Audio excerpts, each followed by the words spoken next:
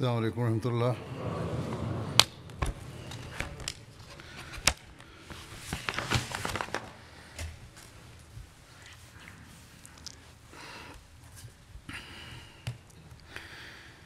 أشهد أن لا إله إلا الله وحده لا شريك له وأشهد أن محمدا عبده ورسوله أما بعد فأعوذ بالله من الشيطان الرجيم بسم الله الرحمن الرحيم الحمد لله رب العالمين الرحمن الرحيم مالك يوم الدين إياك نعبد وإياك نستعين اهدنا الصراط المستقيم صراط الذين أنعمت عليهم غير المغضوب عليهم ولا الضالين.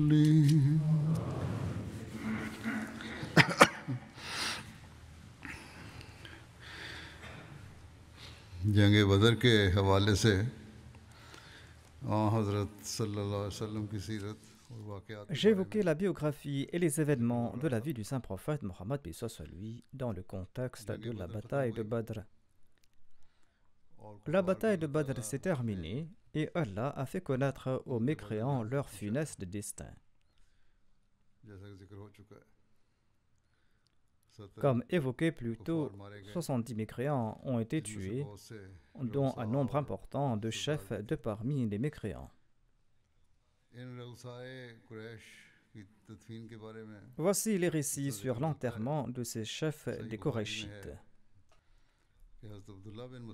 Dans un récit du Sahih al-Bukhari, Abdullah bin Mas'ud déclare que le saint prophète Mohammed paix soit lui priait tout près de la Kaaba. Il décrivait ici des événements passés. Ainsi donc, le saint prophète Mohammed paix soit lui était en train de prier tout près de la Kaaba, quand suite à l'incitation de quelques Korachites, le plus infâme d'entre eux est venu et a placé l'utérus d'un animal entre les épaules de l'envoyé d'Allah, sallallahu alayhi wa sallam, tandis qu'il était en prosternation. L'envoyé d'Allah, sallallahu alayhi wa sallam, est demeuré dans cet état et les autres se moquaient de lui.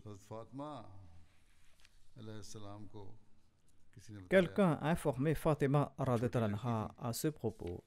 Elle n'était qu'une petite fille. Elle est venue en courant et le saint prophète Mohammed paix soit lui est demeuré dans cet état de prosternation et il ne s'est pas levé de sa prosternation jusqu'à ce que Fatima ne vienne enlever ses organes de son dos. Fatima les a vilipendés. Quand l'envoyé d'Allah sallallahu alayhi wa sallam a terminé sa salat, il a prié en ces termes: Ô Allah, détruis les Korachites. Ô Allah, détruis les Korachites. Ô Allah, détruis les Korachites. Ensuite, il a cité les noms suivants: Ô Allah, détruis Amr bin Hisham, détruis Utba bin Rabi'a, détruis Shayba bin Rabi'a, et détruis Walid bin Utba, et Umayya bin Khalfa, Uqba bin Abi Mu'ayt, et Umara bin Walid.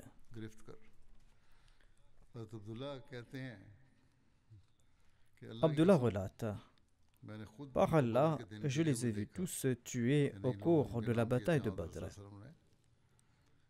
c'est-à-dire ceux dont les noms avaient été évoqués par le saint prophète paix soit sur lui. Leurs cadavres ont été jetés dans une fosse, et l'envoyé d'Allah paix soit sur lui a déclaré que ceux qui sont dans la fosse sont maudits. Selon diverses biographies, le saint prophète Mohammed lui a ordonné que les cadavres des mécréants soient transportés du lieu où ils ont été tués, et avant la bataille, il avait montré les endroits où ils seraient tués. Omar radhiyallahu anhu relate: le saint prophète, paix soit lui, nous avait montré les lieux où les polythéistes connaîtraient la mort sur le champ de Badr. En montrant ces endroits, il disait: demain, Inch'Allah, tombera ici Utba bin Rabia, ici va mourir Shayba bin Rabia, ici va mourir Umayya bin Khalfa, et ici va mourir Abu Jahal bin Hisham, et ici mourra un tel. Le saint prophète Mohammed lui plaçait sa main bénie au sol et indiquait ces lieux. Ensuite, le lendemain, les cadavres de ceux qu'il avait évoqués se trouvaient exactement à l'endroit où il avait placé sa main.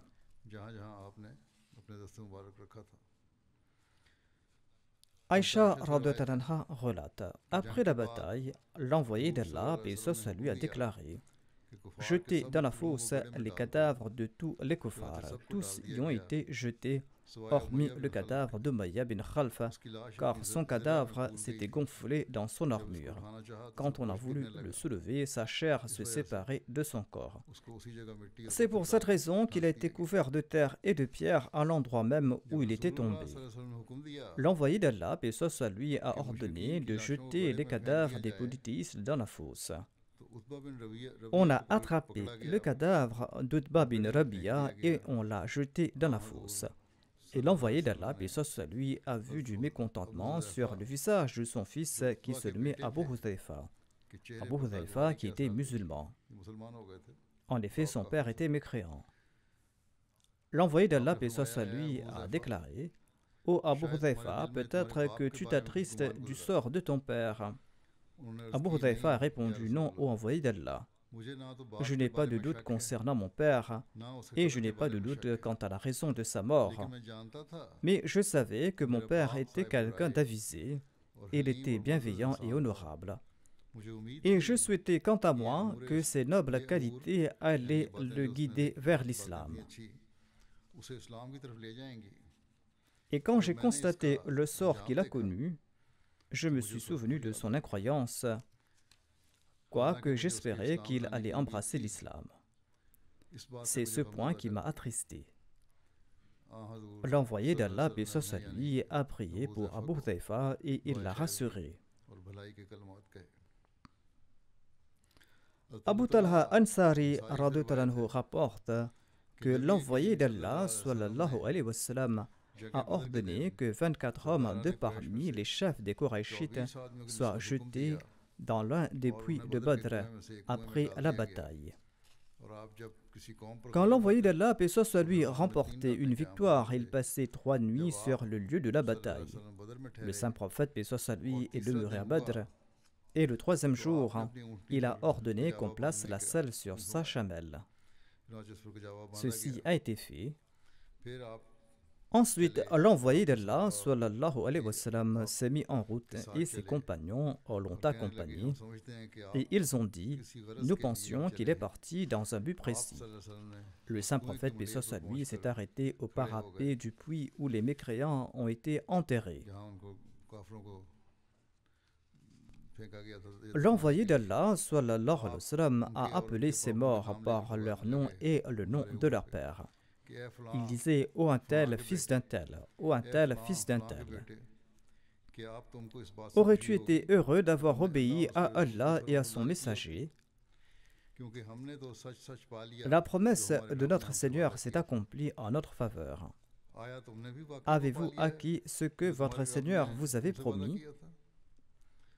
Abu Talha disait que Omar a demandé: ô messager d'Allah, sallallahu alayhi wa sallam, pourquoi parlez-vous à ces cadavres? Ils sont déjà morts. Ils sont morts, ces gens-là. Le messager d'Allah, sallallahu alayhi wa sallam, a répondu: par celui qui détient la vie de Mohammed, sallallahu alayhi wa sallam,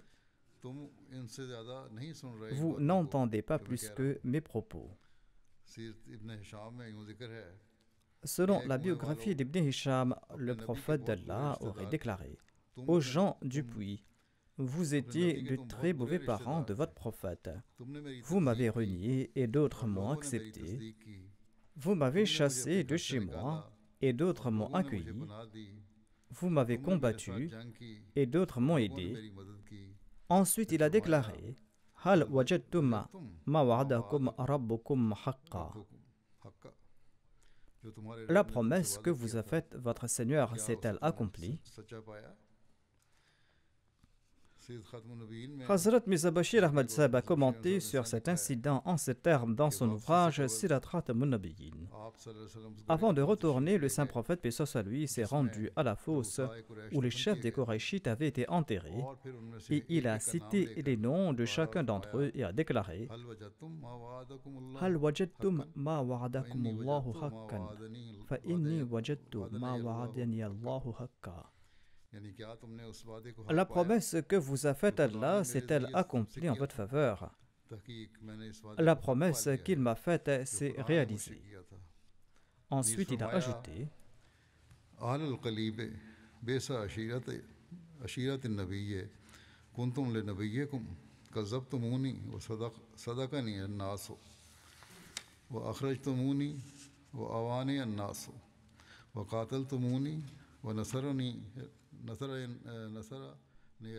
c'est-à-dire, aux gens de la fosse, vous vous êtes avérés être des parents des plus misérables à l'égard de votre prophète. Vous m'avez rejeté tandis que d'autres ont témoigné de ma sincérité. Vous m'avez exilé de ma patrie tandis que d'autres m'ont accordé l'asile. Vous m'avez fait la guerre tandis que d'autres m'ont soutenu. Omar radhiyallahu a déclaré Ô messager d'Allah, ils sont morts, ils ne peuvent vous entendre. L'envoyé d'Allah a déclaré Ils sont en train de m'entendre mieux que vous. En d'autres termes, ils ont atteint le monde où la vérité est devenue manifeste et où il ne reste plus aucun voile. Ces paroles de l'envoyé d'Allah sallallahu alayhi wa sallam étaient empreintes de douleur et de tristesse. On peut juger de l'état d'esprit de l'envoyé d'Allah, paix soit sur lui, en ces instants. Il semble que la persécution passée des Korachites défilait devant les yeux de l'envoyé d'Allah, paix soit sur lui, et que dans un monde de réminiscence, il en tournait chaque page et que son cœur était agité à l'étude de ces pages. Ces paroles du saint prophète Mohammed lui sont également une preuve catégorique que la responsabilité du déclenchement de cette série de batailles reposait entièrement sur les mécréants de la Mecque, tout comme il ressort de ces paroles de l'envoyé d'Allah, paix soit sur lui, dans lesquelles il disait « Ô mon peuple, vous m'avez fait la guerre, tandis que d'autres m'ont soutenu ». Du moins, ces paroles démontrent définitivement que selon le saint prophète Mohammed lui, les mécréants avaient initié ces batailles et qu'il était contraint de prendre l'épée pour sa propre défense.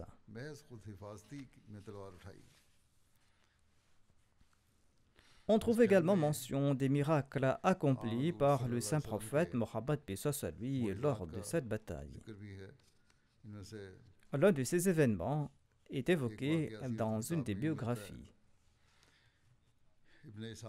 Ibn Ishaq relate que Ukasha bin Mihsan a combattu avec son épée le jour de la bataille de Badr jusqu'à ce qu'elle se brise. Il s'est présenté au saint prophète Mohammed sallallahu alayhi wa sallam et celui-ci lui a offert un morceau de bois et il lui a dit « Ô Ukasha, combat les mécréants avec ceci ». Ukasha l'a pris dans sa main et l'a agité, et ce morceau de bois s'est transformé en épée qui était longue et dont le fer était très dur et était de couleur blanche. Il s'est battu avec cette épée jusqu'à ce qu'Allah accorde la victoire aux musulmans. Le narrateur rapporte que cette épée se nommait Aoun.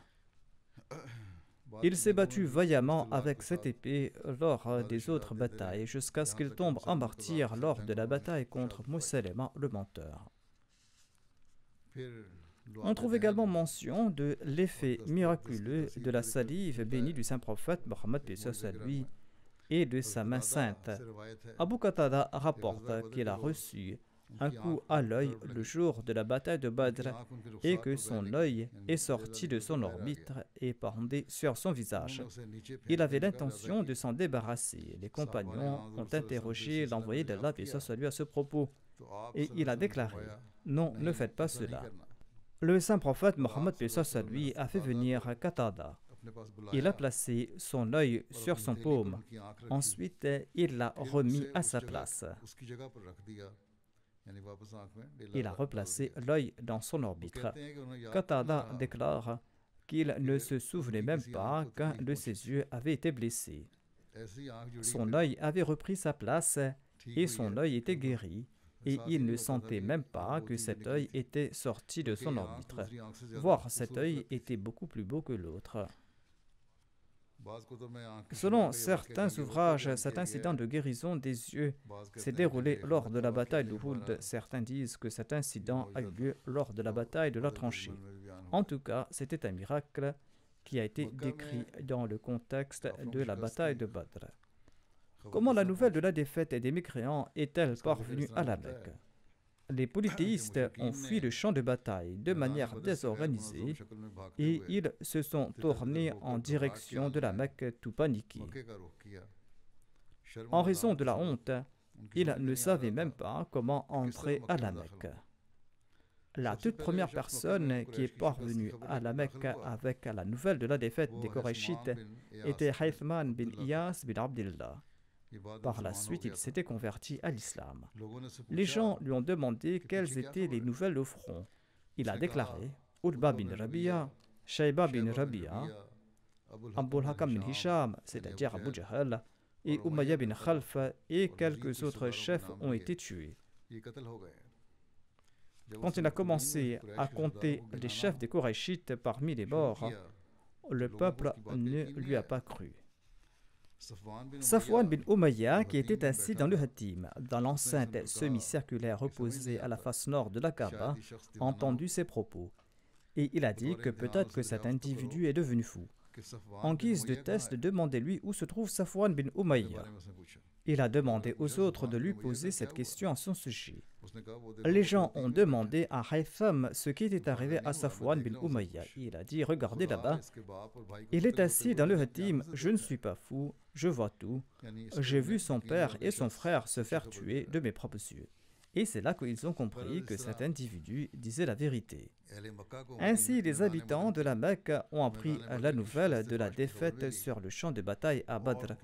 Cela les a tant troublés qu'ils ont interdit de pleurer les morts parmi les Korachites, afin que les musulmans n'aient pas la chance de se réjouir de leur chagrin. Certains des Korachites de la Mecque se sont lamentés de la mort de leurs proches. Et les autres leur ont dit ceci: ne faites pas cela, car cette nouvelle va atteindre Mohammed sallallahu alayhi wa sallam et ses compagnons, et ils seront heureux de votre sort. Et d'ailleurs, n'envoyez personne pour libérer les prisonniers tant que vous n'avez pas réfléchi à ce propos.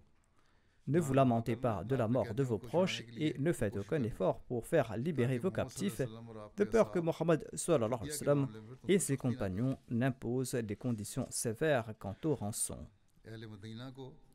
Comment les habitants de Médine ont-ils reçu la bonne nouvelle de la victoire et comment ont-ils réagi?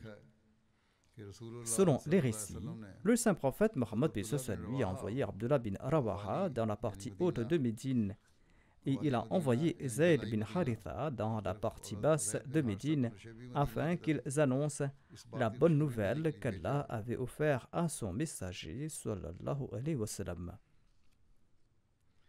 جو اللہ تعالیٰ نے اپنے رسول صلی اللہ علیہ وسلم کو عطا فرمائی تھی.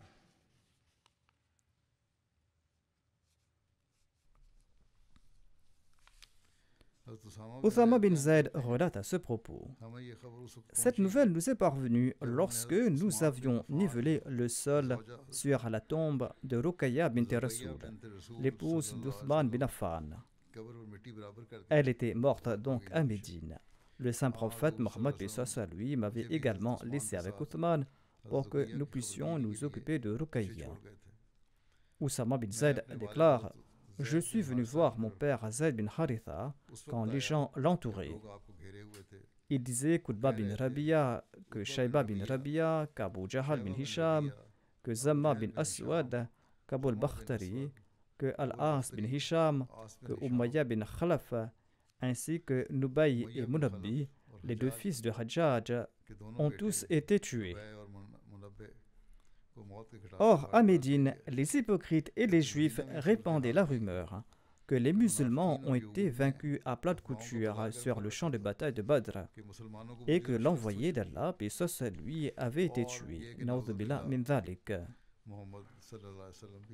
Ainsi donc, Zayd est entré à Médine sur la chamelle de l'envoyé d'Allah sallallahu alayhi wa sallam, quand ces rumeurs faisaient rage à Médine. Sur ce, les Juifs et les hypocrites ont ajouté de plus belle en disant que Mohammed sallallahu alayhi wa sallam avait été tué et que Zayd venait sur son chameau. Quand Zayd a informé les Médinois qu'Utba, Shayba, qu'Abu Jahal et Umayya ont été tués, les hypocrites ont demandé comment cela était possible. Il semble, disait-il, que Zayd avait perdu la tête en raison de la défaite des musulmans et en raison de la mort du saint prophète Mohammed paix soit sur lui, et c'est pour cette raison qu'il tenait de tels propos. La réaction des mécréants de la Mecque était similaire à celle des hypocrites et des juifs à Médine. Uthama bin Zayd déclare: j'entendais tous ces propos à Médine, c'est pourquoi j'ai pris mon père en aparté et je lui ai demandé: ô mon père, est-ce que ce que vous dites est la vérité? Il a répondu: ô mon cher fils, c'est ce qui s'est passé. Et je dis la vérité. Dès que les habitants de Médine ont obtenu cette information, ils se sont rassemblés pour rendre hommage à la caravane victorieuse du saint prophète Mohammed paix soit sur lui. Les musulmans étaient heureux de ce triomphe. Ils attendaient avec impatience le retour du saint prophète Mohammed paix soit sur lui. Tous les musulmans n'ont pas participé à cette bataille, car personne ne pensait qu'ils allaient livrer bataille en quittant Médine. En apprenant l'arrivée du saint prophète Mohammed paix soit sur lui, certains musulmans sont sortis hors de Médine pour l'accueillir.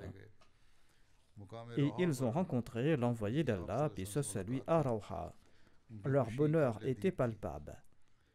Ils ont commencé à le féliciter pour sa victoire sur les mécréants. Ensuite, le messager d'Allah, paix soit sur lui, est retourné à Médine, et là-bas, tous les musulmans l'ont accueilli. Voici les détails sur le butin recueilli lors de cette bataille.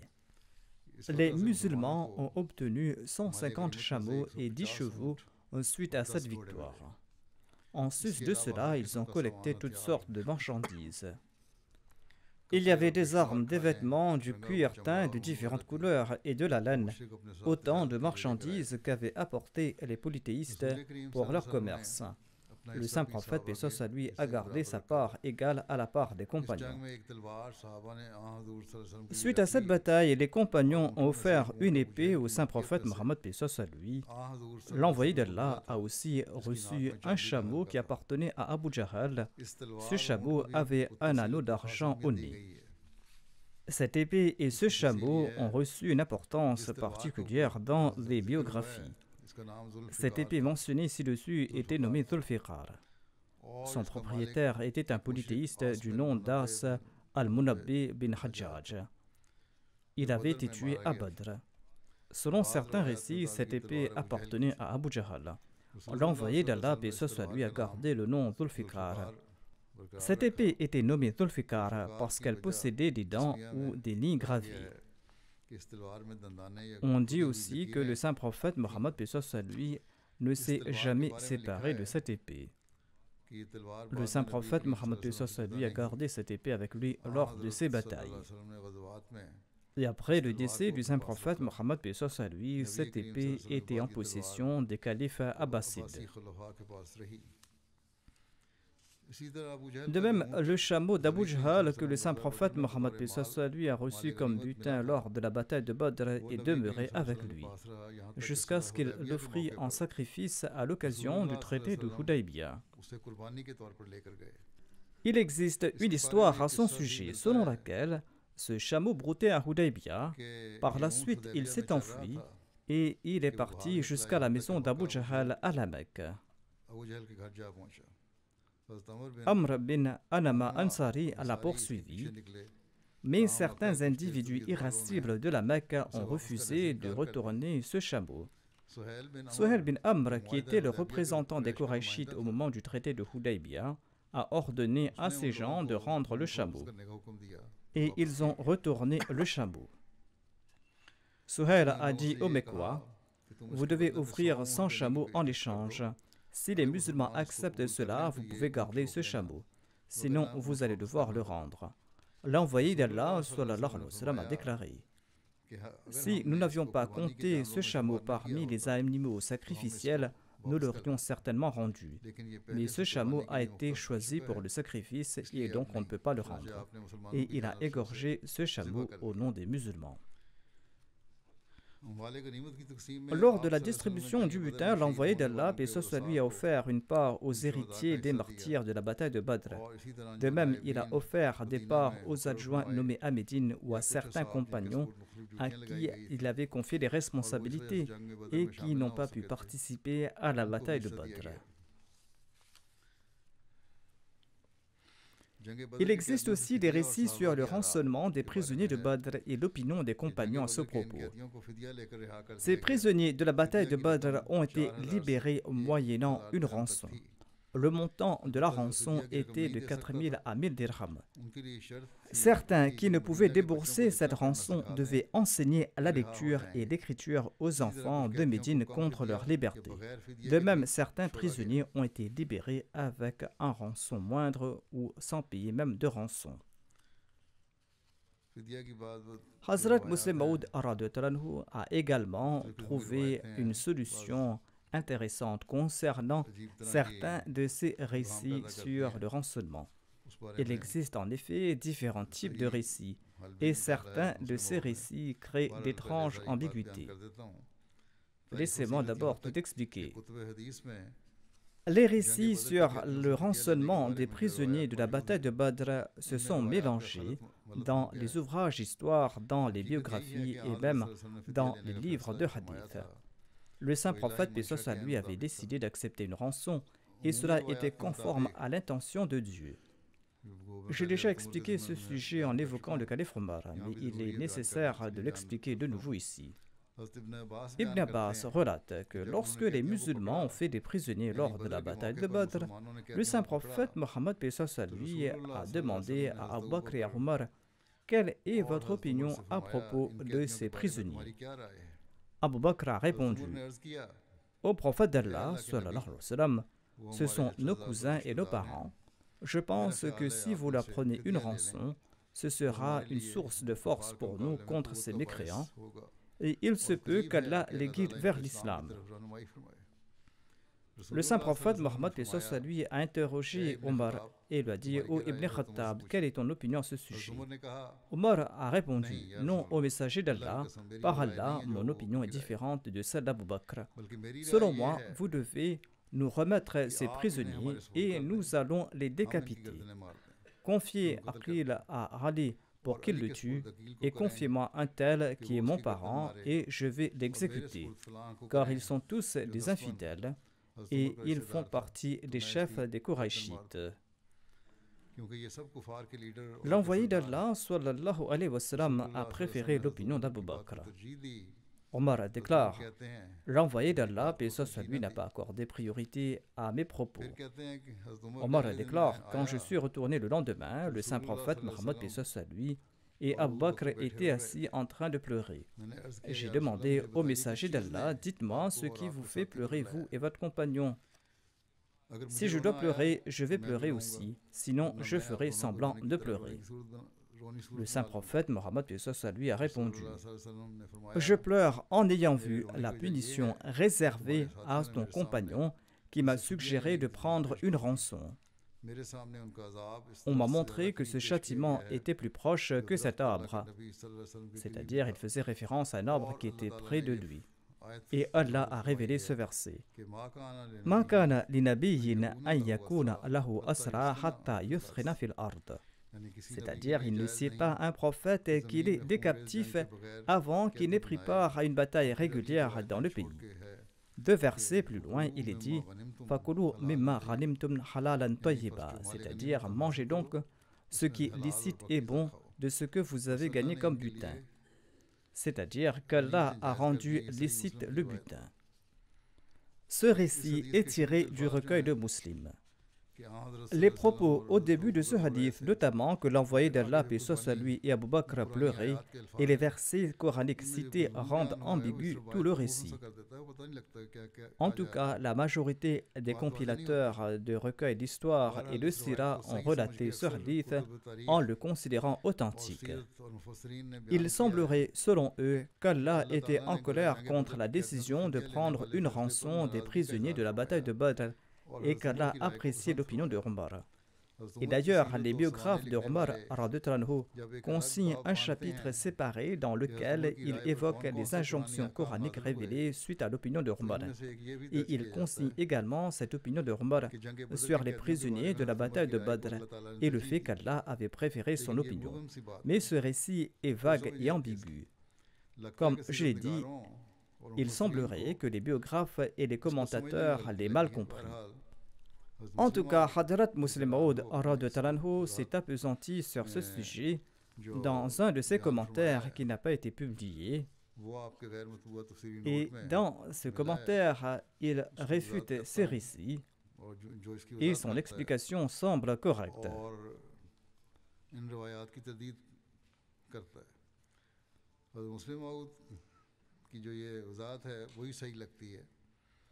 Il semble qu'on ait fabriqué ce hadith afin d'élever le statut de Omar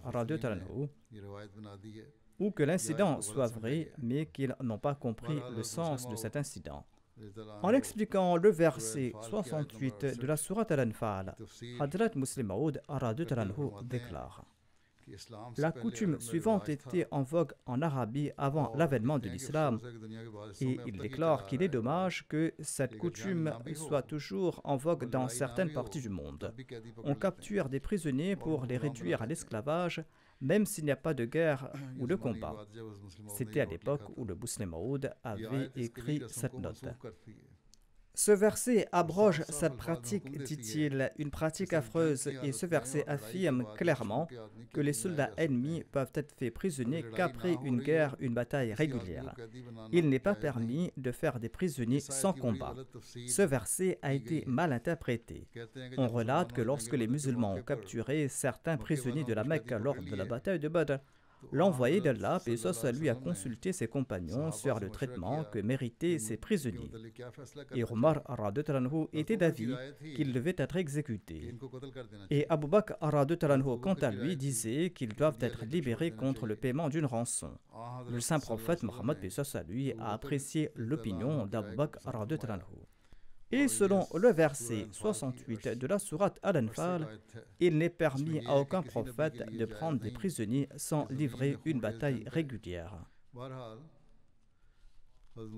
En tout cas, le Muslim Maud explique que l'opinion d'Abu Bakr était différente de celle de Omar et que le saint prophète Mohammed lui avait apprécié l'opinion d'Abu Bakr et qu'il avait libéré les prisonniers contre une rançon.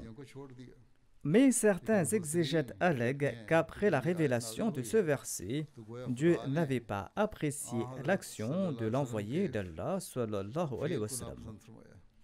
Ils ont fabriqué ce récit tout simplement pour élever le statut du calife Omar même si cette action amoindrit ici le statut du saint prophète Mohammed sallallahu alayhi wa sallam. Ainsi, disent-ils, les prisonniers auraient dû être tués et non rançonnés. Ceci est tiré d'un commentaire de Tabari. Le Muslim Maud explique que cette interprétation est erronée. De prime abord, Dieu n'avait pas émis d'ordre interdisant la libération de prisonniers contre rançon.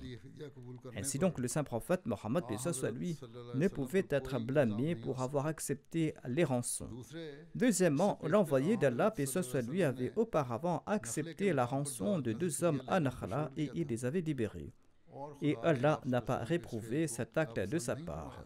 Troisièmement, 2 versets plus loin, Dieu a rendu la consommation des butins licites et purs pour les musulmans. Personne n'aurait pu imaginer que Dieu a réprouvé le fait qu'il accepte ces rançons. Ainsi, Dieu a rendu légitime et pur l'argent qu'il a gagné. L'interprétation de ces exégètes est donc fausse. L'interprétation correcte est que ce verset énonce une règle générale selon laquelle les prisonniers ne peuvent être capturés que s'il y a une bataille régulière et quand l'ennemi est vaincu suite à de violents assauts. Cela n'a aucun lien avec l'opinion de Omar radhiyallahu anhu, qui suggérait de ne pas accepter des rançons. Allama l'imam Razi parmi les exégètes et Allama Shibli al-Numani, le biographe renommé, sont parmi les commentateurs du Saint-Coran qui partagent la même position énoncée par le Muslim Maud radhiyallahu anhu. Hazrat Mirza Bashir Ahmad Sahib explique: lorsque le saint prophète, paix soit sur lui, est retourné à Médine, il a demandé conseil sur le sort des prisonniers. La pratique générale en Arabie était d'exécuter les prisonniers ou d'en faire des esclaves permanents. Or, le saint prophète Mohammed, paix soit sur lui, était opposé à ces mesures dures.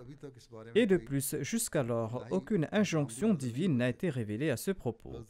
Abu Bakr radhiyallahu anhu a déclaré: à mon avis, ils doivent être libérés contre rançon, car après tout, ce sont nos frères et nos parents. Qui sait si demain des fidèles de l'islam naîtront parmi eux?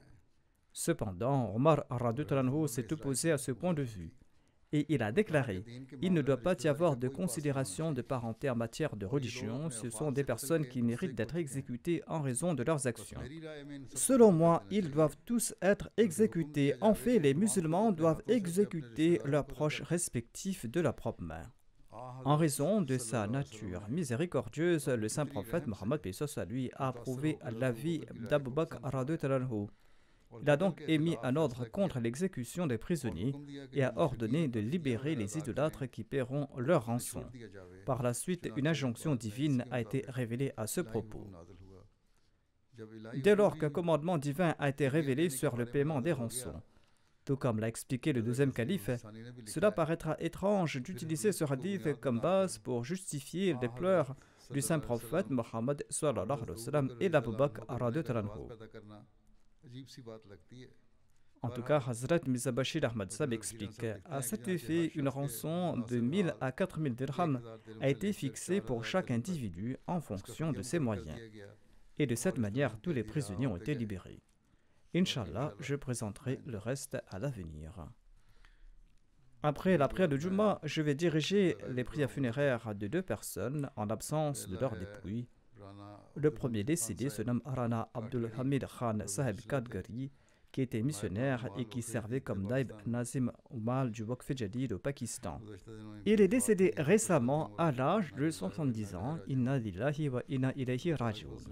Par la grâce d'Allah, il était moussi. Son père se nommait Chaudhry Abdul Latif Khan Sahib Kadgari et sa mère se nommait Latif Sahiba. Son père était également Waqf Zindagi. Il était un travailleur de la Jamaat. La famille d'Abdul Hamid Khan Sahib Kadgari a connu l'Ahmadiyya grâce à Chaudhry Abdul Manan Khan Sahib Kadgari, son grand-père, et grâce à Chaudhry Abdul Salam Khan Sahib Kadgari, le frère aîné de son grand-père. Ils ont eu le privilège de prêter allégeance au Messie premier l'Islam en décembre 1903. Abdul Hamid Khan Sahib, le défunt, a commencé ses services en tant que missionnaire en mai 1979 et il a servi en différents lieux, tant au Pakistan qu'à l'étranger. Il a servi en Ouganda d'août 1985 à décembre 1986 sous l'égide de la Wakalat Tabshir. Ensuite, il a servi comme missionnaire dans différents endroits sous la Nizamat Irshad Waqf Jadid. En 1993, il a été nommé Naib Nazim Amal du Waqf Jadid et il a servi à ce poste jusqu'à son décès. Il a pu servir à la communauté pendant 44 ans. Allah lui a accordé un fils et une fille. Son fils est le docteur Abdul Rauf Khan Saheb, qui est le Sadr de la Majlis Khudamul Ahmadiyya du Danemark. Celui-ci relate: notre père a toujours été fidèle à son waqf. Il était en Ouganda et il est retourné précocement parce que les rebelles avaient renversé le gouvernement et ils avaient expulsé les étrangers. Au cours de son affectation en Ouganda, Mahmoud Bhatti Saheb, le missionnaire en charge du pays, avait envoyé notre père avec des copies du Saint-Coran à Kampala dans le but d'y prêcher. Entre-temps, une guerre civile a éclaté dans la région. Les gens ont été forcés de migrer. Et au cours de cette migration, notre père est tombé malade. Il n'y avait pas d'hôpital qui était proche et il n'a pas reçu d'aide. Et sur ce, les gens l'ont abandonné dans une chambre. Les rebelles ont capturé cette zone et les rebelles ont fouillé partout pour voir s'il y avait quelqu'un là-bas. Un rebelle est venu dans sa chambre et Hamid Saheb était présent dans cette chambre. Il était allongé et les rebelles l'ont abandonné en croyant qu'il était mort. Son fils ajoute: mon père racontait qu'il était allongé sous la fenêtre et que les balles traversaient la fenêtre et frappaient le mur en face. Quand la situation s'est calmée, on a contacté quelques connaissances et notre père a été déplacé dans un endroit qui était sûr et Allah l'a protégé. Le défunt nourrissait une grande dévotion, un grand amour et une grande affection à l'égard du califat. Il était très simple, il était imbu de sympathie. Il répondait à toute injonction que le calife émettait dans ses sermons. Il n'en présentait aucune interprétation et il était très en colère contre celui qui interprétait les propos du calife.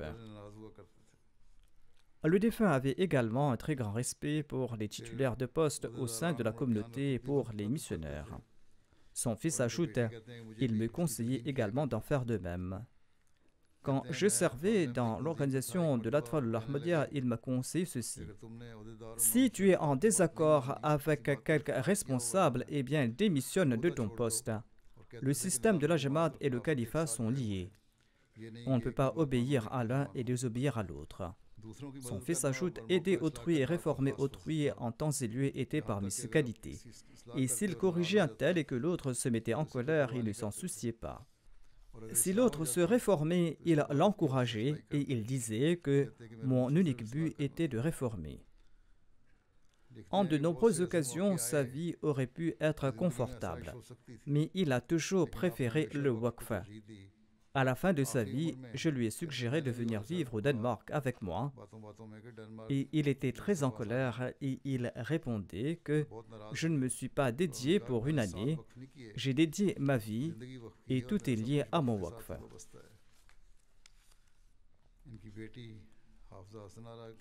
Sa fille Hafiza Hassana déclare: mon père était très gentil, hospitalier, il craignait Dieu. Il était un trésor de prière.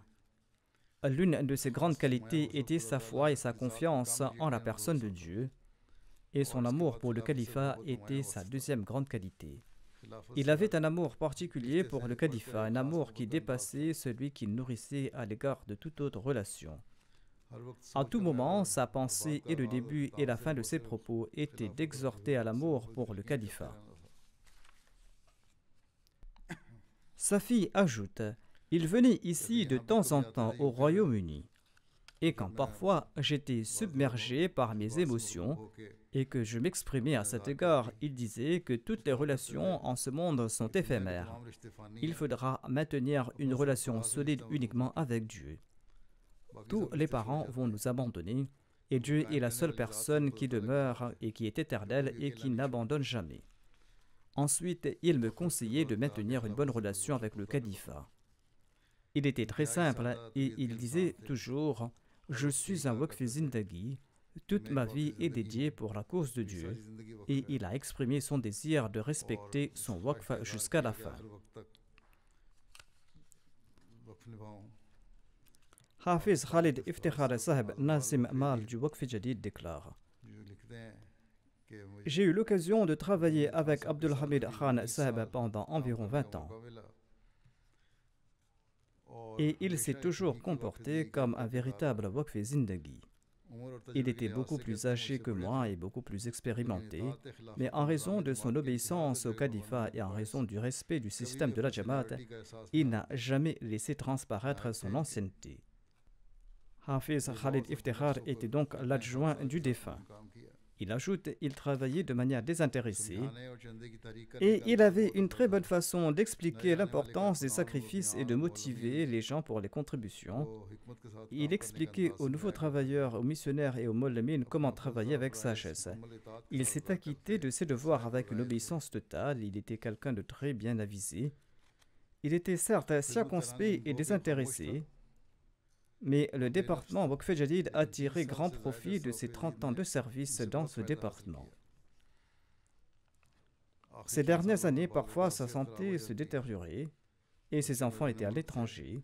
Et si quelqu'un lui disait de se rendre chez un de ses enfants, tout ému, le défunt répondait que j'ai dédié ma vie et je servirai jusqu'à mon dernier souffle. Allah lui a accordé la possibilité de tenir sa promesse jusqu'à la fin.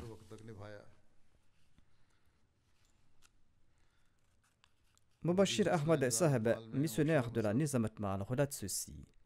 En 2013, j'ai été nommé au département des finances du département Waqf Jadid.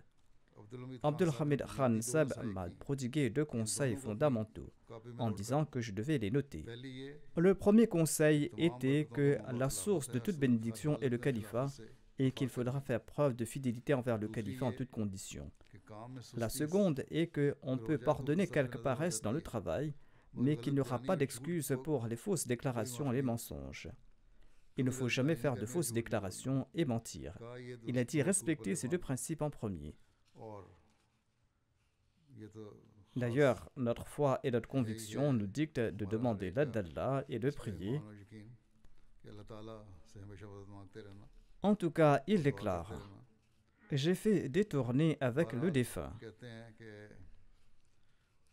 Et le défunt disait que lorsqu'on conseille un individu, il faut le rendre sensible quant à l'importance et la nécessité du Waqf Jadid. Il faut le sensibiliser à tel point qu'il n'hésite pas à consentir des sacrifices. Ne vous contentez pas de demander de l'argent, vous devez implanter en son cœur l'importance des contributions.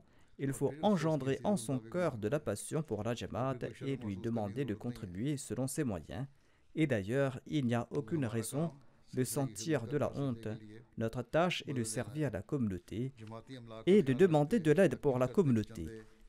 Il était très vigilant quant aux finances de la Jamaat et il disait que les sommes sont récoltées des membres de la communauté et que nous ne devons pas faire d'extravagance concernant les dépenses. Il faudra prendre le strict nécessaire mais ne pas dépenser plus que ce dont on a besoin. Il disait que j'ai dit à mon fils que tu es mon fils tant que tu es fidèle à la Jamaat. Sinon, je n'ai pas de relation avec toi et je n'ai aucune demande à te faire. Qu'Allah lui accorde son pardon et sa miséricorde et qu'il élève son rang et que ses enfants puissent perpétuer ses bonnes œuvres. La prochaine défunte dont je dirigerai les prières funéraires se nomme Nusrat Jahan Begum Sahiba, épouse d'Ahmad Mubashir Saheb, un missionnaire des États-Unis. Elle est décédée récemment. Inna lillahi wa inna ilayhi raji'un. La défunte avait émigré aux États-Unis en 1972 avec son mari Mubashir Saheb et ses 3 enfants. Ils se sont installés à Washington.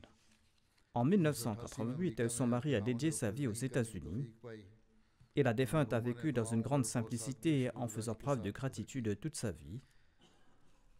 Son mari Mubashir Saheb s'est dédié et il a servi comme missionnaire. Et la défunte a vécu avec lui dans une grande simplicité et en faisant preuve de gratitude. Par la grâce d'Allah, la défunte était Moussia. Elle contribuait généreusement dans tous les fonds de la Jamaat et elle avait un grand amour pour le califat. De 1977 à 2007, elle a servi en différentes capacités au sein de la Lajna Imaïla. Elle a servi en tant que vice-présidente locale, en tant que présidente locale et régionale.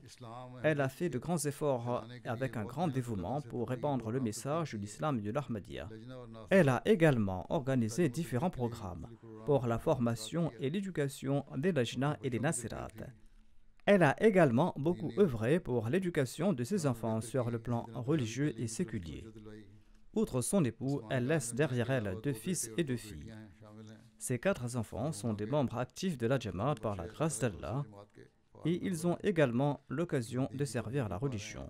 Qu'Allah accorde sa miséricorde et son pardon à la défunte et que ses enfants puissent mériter ses prières et perpétuer ses bonnes œuvres.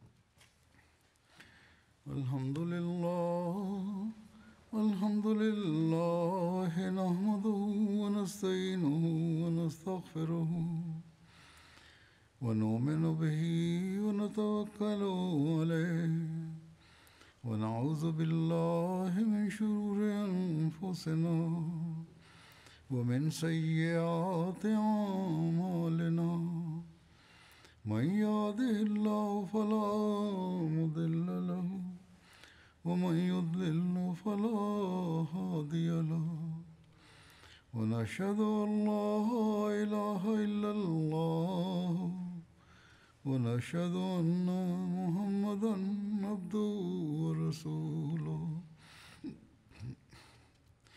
عباد الله رحمكم الله إن الله يأمر بالعدل والإحسان وإيتاء ذي القربى وينهى عن الفحشاء والمنكر والبغي يعظكم لعلكم تذكرون اذكروا الله يذكركم وادعوه يستجب لكم ولذكر الله أكبر